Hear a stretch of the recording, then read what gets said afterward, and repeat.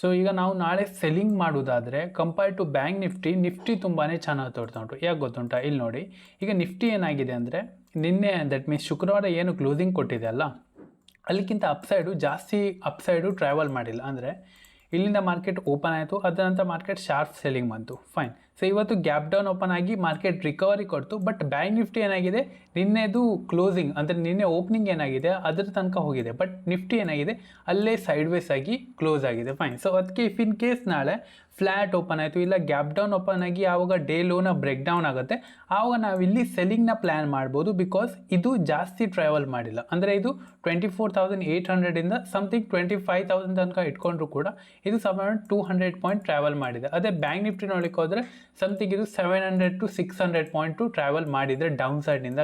ಅಂದರೆ ಈ ಲೋ ಇಂದ ಕ್ಯಾಲ್ಕುಲೇಟ್ ಮಾಡಿದರೆ ಅರೌಂಡ್ ಇದು 600 to 700 ಪಾಯಿಂಟ್ ಟ್ರಾವೆಲ್ ಮಾಡಿದೆ.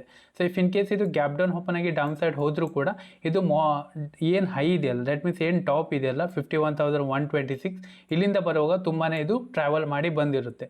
ಸೊ ಆವಾಗ ನಾವು ಇಲ್ಲಿ ಪ್ಲ್ಯಾನ್ ಮಾಡುವಾಗ ಅನ್ನೆಸೆಸರಿ ನಮಗೆ ಲಾಸಸ್ ಆಗೋ ಚಾನ್ಸಸ್ ಇರ್ತಾರೆ, ಫೈನ್. ಸೊ ಅದಕ್ಕೆ ಇಫ್ ಇನ್ ಕೇಸ್ ಇದು ನಾಳೆ ಗ್ಯಾಪ್ ಡೌನ್ ಓಪನ್ ಆದರೆ ಬ್ಯಾಂಕ್ ನಿಫ್ಟಿ ನಾವು ಅಷ್ಟೊಂದು ಪ್ಲ್ಯಾನ್ ಮಾಡ್ಲಿಕ್ಕೆ ಹೋಗಲ್ಲ, ಇದು ವಾಲಟೈಲ್ ಟು ಸೈಡ್ ವೇಸಲ್ಲಿ ಕ್ಲೋಸ್ ಆಗೋ ಚಾನ್ಸಸ್ ಇರ್ತಾರೆ. ವಾಟ್ ಇಫ್ ಇದು ನಾಳೆ ಫ್ಲ್ಯಾಟ್ ಓಪನ್ ಆಯಿತು, ದಟ್ ಮೀನ್ಸ್ ಮಾರ್ಕೆಟು ಇದೇ ರೇಂಜಲ್ಲಿ ಓಪನ್ ಆಯ್ತು ಅಂದರೆ ಮಾರ್ಕೆಟ್ ಇಲ್ಲಿಂದ ಅಪ್ಸೈಡ್ ಹೋಗೋ ಚಾನ್ಸಸ್ ಆರ್ ವೆರಿ ಹೈ. ಯಾಕೆ ಗೊತ್ತುಂಟಾ? ಇಫ್ ಇನ್ ಕೇಸ್ ಇಲ್ಲಿಂದ ಸೆಲರ್ ಸ್ಟ್ರಾಂಗ್ ಇದ್ದರೆ ಇದು ಇವತ್ತು ಲಾಸ್ಟ್ ಹಾಫ್ ಆನ್ ಅವರಲ್ಲಿ ಏನಾಗ್ತಿತ್ತು, ಸೆಲ್ಲಿಂಗ್ ಬರ್ತಿತ್ತು. ಬಟ್ ಇದೇನಾಯಿತು, ತನ್ನನ್ನು ತಾನೇ ಚೆನ್ನಾಗಿ ಹೋಲ್ಡ್ ಮಾಡಿ ಕ್ಲೋಸ್ ಆಗಿದೆ. ಮಾರ್ಕೆಟು 51,126 ಹತ್ರ ಕ್ಲೋಸ್ ಆಗಿದೆ, ತುಂಬ ಚೆನ್ನಾಗಿ ಕ್ಲೋಸ್ ಆಗಿದೆ. ಇಫ್ ಇನ್ ಕೇಸ್ ಇದು ವೀಕ್ ಇದ್ದಿದ್ರೆ ಏನಾಗ್ತಿತ್ತು ಅಂದರೆ ಸಮಯ ಇಲ್ಲಿಂದ ಸ್ವಲ್ಪ ಸೆಲ್ಲಿಂಗ್ ಬಂದು 50,800 ಅಥವಾ 51,000ಗಿಂತ ಕೆಳಗೆ ಬಂದು ಕ್ಲೋಸಿಂಗ್ ಕೊಡ್ತಿತ್ತು. ಬಟ್ ಇದೇನು ಅದಕ್ಕಿಂತ ಅಪ್ಸೈಡು 100 ಪಾಯಿಂಟ್ ಅಪ್ಸೈಡ್ ಹೋಗಿ ಕ್ಲೋಸಿಂಗ್ ಕೊಟ್ಟಿದೆ. ಸೊ ಅದಕ್ಕೆ ಇಫ್ ಇನ್ ಕೇಸ್ ನಾಳೆ ಫ್ಲ್ಯಾಟ್ ಓಪನ್ ಆಗಿ ಇಲ್ಲಿಂದ ಡೇ ಹೈನ ಬ್ರೇಕ್ಔಟ್ ಕೊಟ್ಟರೆ ನಾವು ಪ್ಲ್ಯಾನ್ ಮಾಡ್ಬೋದು. ಫಸ್ಟ್ ಟಾರ್ಗೆಟ್ ನಮ್ಮದು ಈ ಕ್ಲೋಸಿಂಗ್ ತನಕ ಇರ್ಬೋದು, ದಟ್ ಮೀನ್ಸ್ ಅದೇ 51,455 ತನಕ ನಮ್ಮದು ಫಸ್ಟ್ ಟಾರ್ಗೆಟ್ ಇಡ್ಬೋದು. ಇಫ್ ಇನ್ ಕೇಸ್ ಮಾರ್ಕೆಟ್ ಅದೇ ಅಪ್ಸೈಡಲ್ಲಿ ಮತ್ತು ಕೂಡ ಟ್ರಾವೆಲ್ ಮಾಡಿದ್ರೆ 51,555 ತನಕ ನಾವು ಸೆಕೆಂಡ್ ಟಾರ್ಗೆಟ್ ಇಡ್ಬೋದು, fine. What if gap open ಆದರೆ ಏನಾಗುತ್ತೆ ಅಂದರೆ ಫಸ್ಟು ಪ್ರಾಫಿಟ್ ಬುಕ್ಕಿಂಗ್ ಬರುತ್ತೆ. ಇಲ್ಲಿಂದ ಫಸ್ಟ್ ಒಂದು ಪ್ರಾಫಿಟ್ ಬುಕ್ಕಿಂಗ್ ಬರುತ್ತೆ. ಇಫ್ ಇನ್ ಕೇಸ್ ಈ ಪ್ರಾಫಿಟ್ ಬುಕ್ಕು ಸಸ್ಟೈನ್ ಆಯಿತು ಅಂದರೆ ಮಾರ್ಕೆಟ್ ಇಲ್ಲಿ ಓಪನ್ ಆಯಿತು, ಅದರ ನಂತರ ಮಾರ್ಕೆಟ್ ಇಲ್ಲೇ ಸೈಡ್ ವೇಸ್ ಹೋಯ್ತು ಅಂದರೆ ಯಾವಾಗ ಮಾರ್ಕೆಟ್ ಇದ್ರು ಡೇ ಹೈನ ಬ್ರೇಕ್ಔಟ್ ಆಗ್ತಾರೆ ಅಥವಾ ಡೇ ಲೋನ ಬ್ರೇಕ್ ಡೌನ್ ಆಗ್ತಾರೆ, ಆವಾಗ ನಾವು ಪ್ಲ್ಯಾನ್ ಮಾಡ್ಬೋದು. ಬಟ್ ಸ್ವಲ್ಪ ಕ್ವಾಂಟಿಟಿ ಲೆಸ್ ಇಟ್ಟು ಪ್ಲ್ಯಾನ್ ಮಾಡಿದ್ರೆ ಐ ಥಿಂಕ್ ಬೆಟರ್ ಅಂತ, ಫೈನ್. ಇಫ್ ನಾಳೆ ಮಾರ್ಕೆಟು ಸಮಯ ಗ್ಯಾಪ್ ಡೌನ್ ಓಪನ್ ಆಯಿತು, ನಾ ಹೇಳಿದಾಗೆ ಮಾರ್ಕೆಟು ಗ್ಯಾಪ್ ಡೌನ್ ಓಪನ್ ಅಷ್ಟೊಂದು ಇಂಟ್ರೆಸ್ಟ್ ಇಲ್ಲ, ಬಟ್ ಹಾಫ್ ಆನ್ ಅವರ್ ಸ್ವಲ್ಪ ನೋಡಬೇಕಾಗುತ್ತೆ. ಅಂದರೆ ಮಾರ್ಕೆಟ್ ಓಪನ್ ಆಗಿ ಇಲ್ಲೇ ಸೈಡ್ ವೇಸ್ ಆಗ್ತಾ ಉಂಟಾ ಅಥವಾ ಮಾರ್ಕೆಟ್ ಇಲ್ಲಿಂದ ಅಪ್ಸೈಡ್ ಮೊಮೆಂಟಮ್ ಆಗ್ತಾ ಉಂಟಾ, ಅದು ಸ್ವಲ್ಪ ನೋಡಬೇಕಾಗುತ್ತೆ. ಬಿಕಾಸ್ ಮಾರ್ಕೆಟ್ ಎಲ್ಲಿ ಸಸ್ಟೈನ್ ಮಾಡ್ತಾ ಉಂಟು, ಯಾಕೆ ಗೊತ್ತುಂಟಾ? ಇಲ್ಲಿ ಏನು ಬಯರ್ಸ್ ಹೋಗಿ ಕ್ಲೋಸಿಂಗ್ ಕೊಟ್ಟಿದ್ದಾರೆ, ನಾಳೆ ಅವರು ಅಗೇನ್ಸ್ಟಲ್ಲಿ ಓಪನ್ ಆದಾಗ ದಟ್ ಮೀನ್ಸ್ ಅದೇ 51,100 51,000 ಈ ರೇಂಜಿಗೆಲ್ಲ ಓಪನ್ ಆದಾಗ ಅವರು ಬಯರ್ಸ್ ಹೇಗೆ ರಿಯಾಕ್ಟ್ ಮಾಡ್ತಾರೆ, ಪ್ರೈಸ್ನ ಹೋಲ್ಡ್ ಮಾಡಲಿಕ್ಕೆ ಇಷ್ಟಪಡ್ತಿದ್ದಾರಾ ಅಥವಾ ಪ್ರೈಸ್ನ ಹೋಲ್ಡ್ ಮಾಡಲಿಕ್ಕೆ ಅವರಿಗೆ ಸ್ಟ್ರೆಂತ್ ಉಂಟಾ, ಇದು ನೋಡಿದರೆ ಐ ಥಿಂಕ್ ಸ್ವಲ್ಪ ಬೆಟರ್ ಆಗುತ್ತೆ ನಾಳೆ opening move, fine. Compare to bank Nifty ನಾಳೆ ಟ್ರೇಡ್ ಮಾಡ್ಬೋದು. ಒಂದು ಸ್ಪೇಸ್ ಚೆನ್ನಾಗುಂಟು, ಇಲ್ಲಿ ಅಪ್ ಸೈಡ್ ಕೂಡ ಒಂದು ಒಳ್ಳೆ ಸ್ಪೇಸ್ ಉಂಟು ಆ್ಯಂಡ್ ಇಲ್ಲಿ ಡೌನ್ ಸೈಡ್ ಕೂಡ ಒಂದು ಒಳ್ಳೆ ಸ್ಪೇಸ್ ಉಂಟು.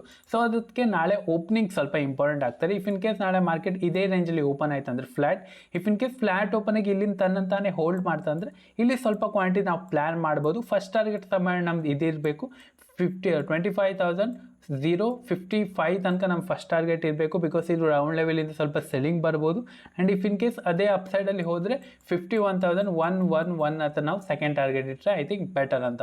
ಇಫ್ ಇನ್ ಕೇಸ್ ನಾಳೆ ಮಾರ್ಕೆಟ್ ಗ್ಯಾಪ್ ಅಪ್ ಓಪನ್ ಆಯಿತು, ಇಲ್ಲಿ ಗ್ಯಾಪ್ ಅಪ್ ಓಪನ್ ಆಯಿತು ಅಂದರೆ ಇದು ನಾಳೆ ನೋಡಬೇಕು ಸಸ್ಟೈನ್ ಆಗ್ತಾ ಉಂಟಾ ಇಲ್ವಾ.